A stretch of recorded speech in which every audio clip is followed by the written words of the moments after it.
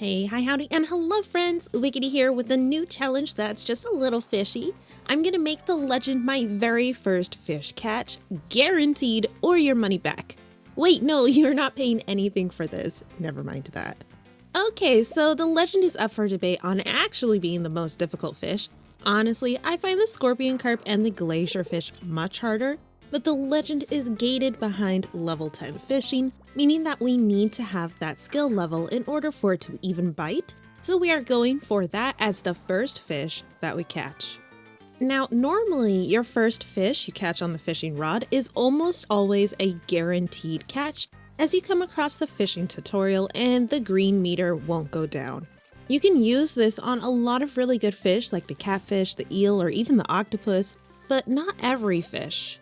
Some fish are not an option, as well as the tutorial fish based on their item code numbers, but not the legendary fish. How on earth do you plan on building up your fishing skill without actually fishing, you say? Never fear, worried viewer, we have fish ponds and crab pots. Well, actually no, not really crab pots, because as soon as you collect a fish, not a trash, from a crab pot, that counts as your first fish caught and the freebie catch tutorial is no longer an option.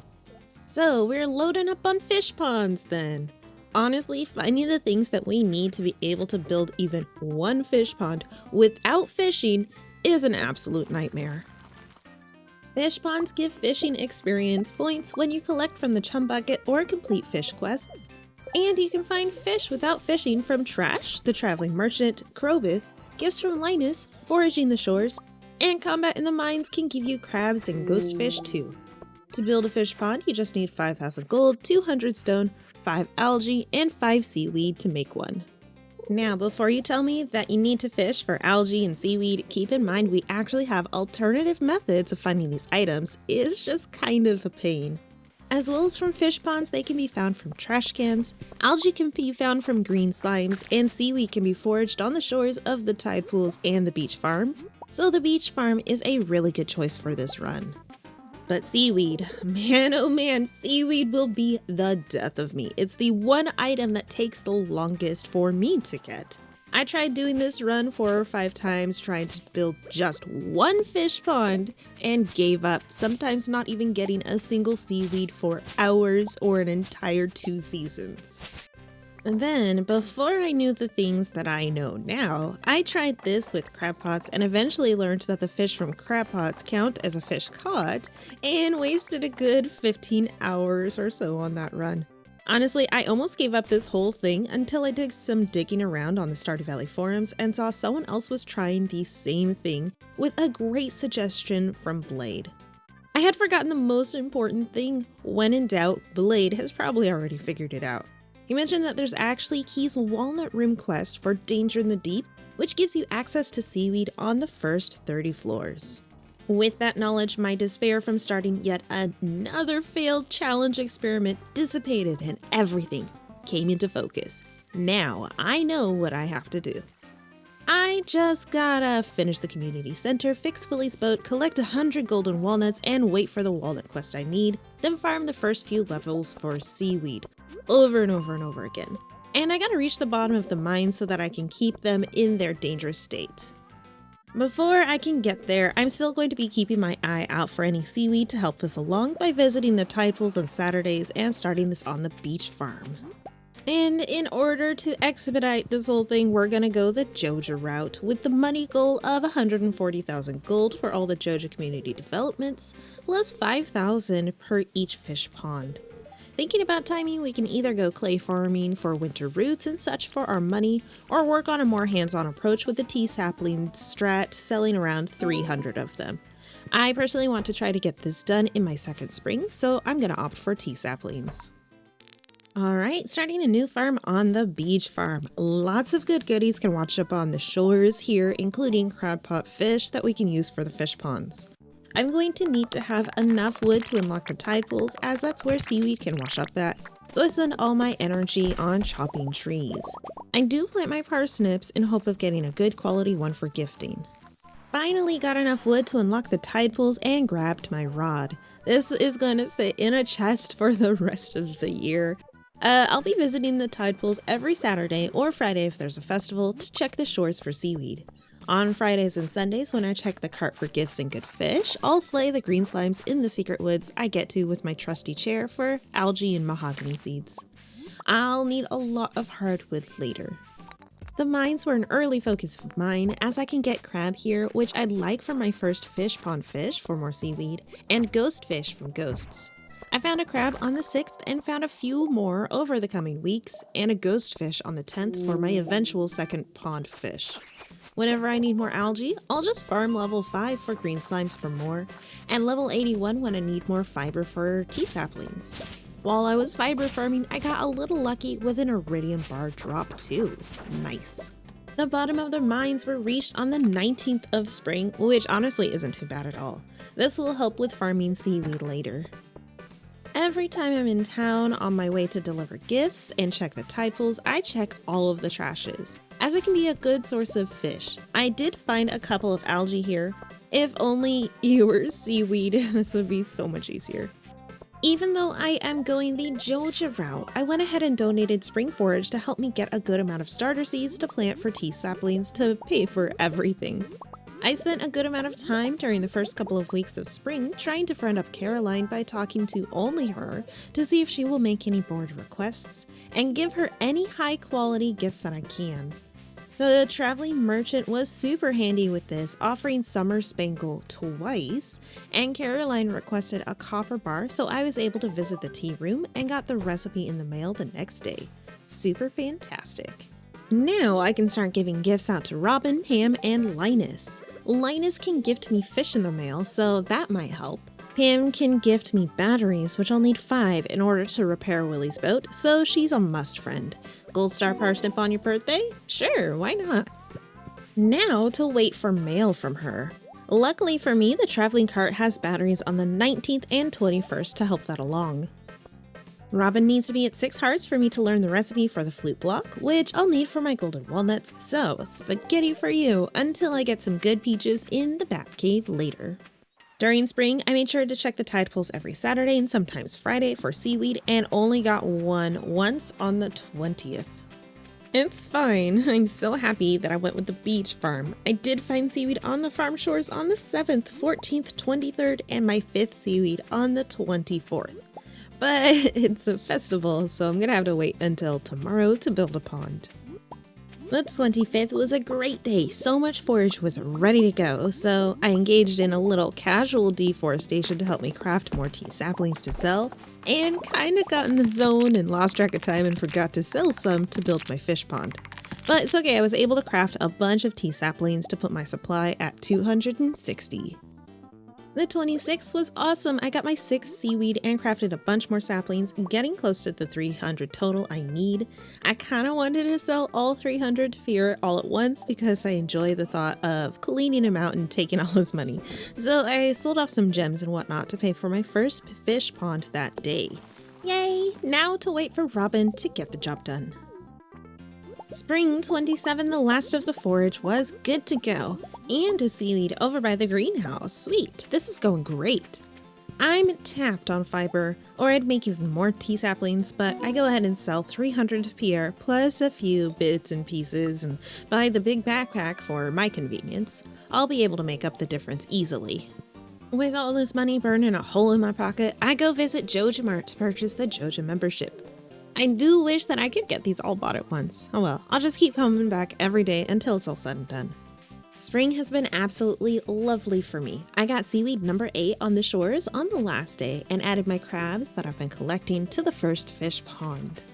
Of course, the first thing I go to unlock at Joja Mart is the bus repair, as I really needed iridium for Willie's boat soon. Now that it's summer, the only seeds I buy from Pierre this season are some wheat, melon, and radish seeds for when I head to the island to help me get golden walnuts. On the 2nd of summer, Pam sent me a letter in the mail, sweet, so I do the old reset over and over to check the mail until I get a battery, then I head to Joja to unlock the minecarts. Summer 3rd was time to unlock panning, fill out my crab's first request, and head to Skull Cavern for the very first time. I swear I have the best luck in the least convenient runs. I have absolutely zero need for this, but I found a treasure room on floor 16, my first one, and it was an auto petter. Please don't hate me. We'll just keep this here as the trophy for things I don't need, but I have them now anyways, because why not flex the drip a little bit? Anyways, I only ended up with 3 iridium, so apart from that auto petter, not that great of a run. Summer 5, feeling fresh and alive, got the last Joja thingy. My soul is properly sold to the company store, and I got a double seaweed after having my foraging leveled up. I've been getting gold star peaches in the fruit cave for Robin too, and the traveling cart had another battery. Thanks so much, Mabel. We also had the Joja warehouse fully done too, so now I just gotta keep gathering all my goodies for island time. The seaweed I found today gave me enough to build fish pond number 2 too. The next day, Willie sent me the letter I was waiting for to get the boat repaired, and I have most of the items I needed already. All the hardwood is done. Those mahogany tree seeds that I found from slimes in the secret woods helped a lot, and I had done some tool upgrading in spring to chop all the stumps and logs on the farm. I only need 1 more battery and 4 more iridium bars, so over the next couple of days, I spend more time in Skull Cavern to get enough. Sunday, Summer 7 and fish pond number 2 was good to go, and I added my ghost fish in, and the traveling merchant had another battery. Such luck. I bought the ghost fish she was selling too to help me build my fish pond up faster. After filling out my crab's request for quartz and gathering some broken glasses, I finally earned my very first fishing level on the 8th of summer. Wednesday, Summer 10, finished smelting the last iridium bars, so I have everything that I need to fix the boat, but I just need Robin at 6 hearts to get access to flute block crafting, which should be any day now. Really, any day now. So happy today I got seaweed from my crab pond, more on the shores, and the traveling merchant was selling pufferfish too, so that will help when I get a new pond. Tossing gold star peaches at Robin from the back cave finally boosted us up on the 14th, where I learned flute blocks, which I crafted to save for my trip. Then I headed on down to Willie's shop to inspect the broken boat and have Robin and Willie repair it overnight. Now, I've done the old Walnut Run a ton of times on various farms, so knowing what I needed to bring was easy. There are only a few walnuts that I can't get with my lack of being able to fish and with it being only in year 1. When I arrive, I do my usual first day island run, which I've gone over in my Get Walnuts fast guide, and get the island farmhouse unlocked that night and start clearing and planting to help me out. Radishes were the fastest crop I had available from Pierre, so those will be for the crop walnuts. The worst walnuts in my opinion are that darn crystal puzzle, but I just zoom out as far as I can and record the pattern on my phone and play it back for myself. There are 17 walnuts that you can get from the volcano mines, so that was a main focus for me until I come across a rainy day, and journal scraps for digging up the various spots. I got pretty lucky getting the snake vertebrae after only having to reset the day twice, and got enough walnuts to unlock the resort to let me get my walnuts from these dig spots and the pirate darts. Okay, let me tell you a sad tale while I dominate these darts. So I had gotten to this point in this challenge on a previous run and made a serious mistake of bringing my fishing rod to that star pond over there to collect the walnut. Do not do that if you try this run. For some reason, catching the walnut counted as catching a fish and completely wiped away the fishing tutorial, which I didn't realize until it was far too late, so I had to scrap a 10-hour run and take a few days off until the rage and depression cleared, and I tried it again. It's the same case if you catch trash with your fishing rod too. Anyways, moving on, I got a second snake vertebrae over by Birdie's hut, which was cool. Normally you need to fish up the snake skull, but I found it while digging up artifact spots, so I was able to finish that fossil, plus the bat and frog, and trivia questions. I can't finish the large mammal because you have to fish up one of those. When it was finally a rainy day, I tracked down the gem bird, took a few wild guesses on the other 3 gems, and also completed the mermaid puzzle, then went back home to crack open the single golden coconut I found for another walnut. I had gotten the prismatic shard from atop the volcano on my adventures, so I swapped that in for a galaxy sword just to make my knife a little bit easier. The fish ponds were looking great. After a double seaweed from the crab pond, I was able to get my 3rd one started, and when that was built, popped in some pufferfish. I sure do love trash. The trash cans gave me more algae and a pike, but this fish is probably one that I won't put in the ponds. Pikes are carnivorous, so they tend to ask for other fish for their fish requests, and I just can't make that happen easily. So, thanks, but no thanks, I guess? Back on the island, my radishes gave me a lot of walnuts, got the last ones from the volcano, and the note for the ostrich egg. I actually found an ostrich egg in a chest that day too, but I still needed the walnut from the note. For this challenge, I only need more walnuts from the mussels and from the gourmand frog quests, then I'll be over my 100 goal. So back to the farm to babysit ponds until the crops are grown, getting level 2 fishing finally on summer 26. The last day of summer gave me the last mussel walnut, and because I had forgotten to water my melons for a couple of days, I had to wait until fall 2nd until they were ready to show off to the gourmand frog, along with the wheat giving me enough to access the Walnut Room. The Walnut Room quest that I need is Danger in the Deep, and the first ones I got are not that, so I'll just have to keep taking care of the few ponds I have until that time, collecting any seaweed I find on the shores. The crabs gave me an ocean totem, so that was nice, and I had collected enough seaweed to build pond number 4 on the 6th, which I later filled with my trash anchovy, because, that's what I got. Oh, so exciting! The next week after unlocking the Walnut Room gave me the Danger in the Deep quest. Here's where I can really amp up the seaweed collection. My first time in, I mostly just focused on leveling down, got a bunch of algae, but no seaweed. That's totally okay, I'll be able to farm these later. The focus is getting to the bottom, which I reached on Thursday before noon, giving me enough time to elevator hop for seaweed the rest of the night. I focused on level 21 and so, ending with 7 seaweed before the mines reset overnight. Oh, and the tide pools finally gave me a 2nd seaweed, now that I don't need to come here anymore. Thanks so much for not much of anything at all, tide pools. All this seaweed is fantastic. I'm at 9 in my boxes right now, so I collect my fish pond goodies, build fish pond number 5, head to the bottom of the mines to turn the dangerous levels back on, and level up to fishing 3 overnight.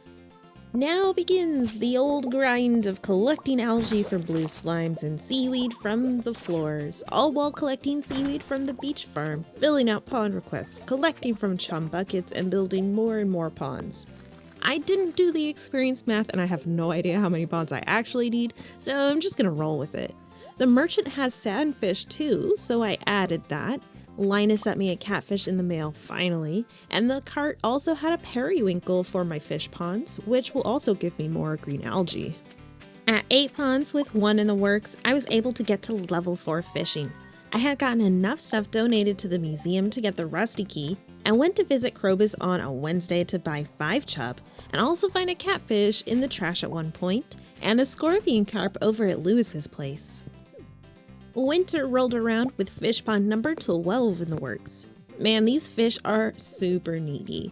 That Wednesday, Krobus sold sturgeon too, and the fish ponds helped me to level up to level 5 on the 4th. So, I had 13 ponds with fish, requested a new one at Robin's, and honestly, I think that will be enough. I think I can level up enough by a rainy day in spring, so I'm done collecting seaweed and stuff from the mines. Oh, but the trash cans gave me a midnight carp too. I'll toss that one into my last pond, I think. So, my original plan was to build about 20 ponds and buy trout soup from Willie to help me get to level 10 fishing that way. Maybe even enchant my bamboo pole at the forge with master so I only had to get to level 8. But early on in the year, the traveling cart sold me the seafoam pudding. twice actually, which gives you a +4 to fishing, so I only need my fishing level at 6, which after collecting, sleeping, repeating, I got to level 6 overnight on the 14th. And after a few more collections and requests filled, woke up to level 7 on the last day of winter. Now I just need spring to come, and with it a nice and rainy day. Spring 4th is here, it's a new year, and the rain is out to play. So ignoring everything else, I grab my bamboo pole, my seafoam puddings, and I head on over to the mountains. This dish puts my level 7 fishing up to level 11, making this even easier. So what I gotta do now is cancel out the fishing game if there is any other fish other than the legend that bites. Well, I got a little overly cautious and canceled my first fish, which actually was the legend. Oops. That's okay, let's try again. At least I know the tutorial pops up for the legend, which means that I've done this run correctly. A couple hours later, and the legend finally bit again, and so it begins. It was the time-old struggle between farmer and fish. The strength of this fish was told through many of fish tales from Grandpappy to Willie and finally to me. Am I up for the challenge? Will this fish best me and slip away, leaving me here broken and soaking in the sad, sad rain? Actually, it was like super easy. Like I said, it's not even the hardest fish to catch based on the pattern. With the tutorial, the bar on the right didn't even go down at all, so there was no way that this legend was slipping through my fingers. And that, friends, is how I caught my very first fish in Stardew Valley. Who's the legend now? Well, friends, that sure was a super fun challenge to do, the first time, but not the second try or the 10 tries after that. The 13th try was the lucky one. I am happy that it all turned out great, and I am never doing that again. So, Stardew challenges like this really got me hooked.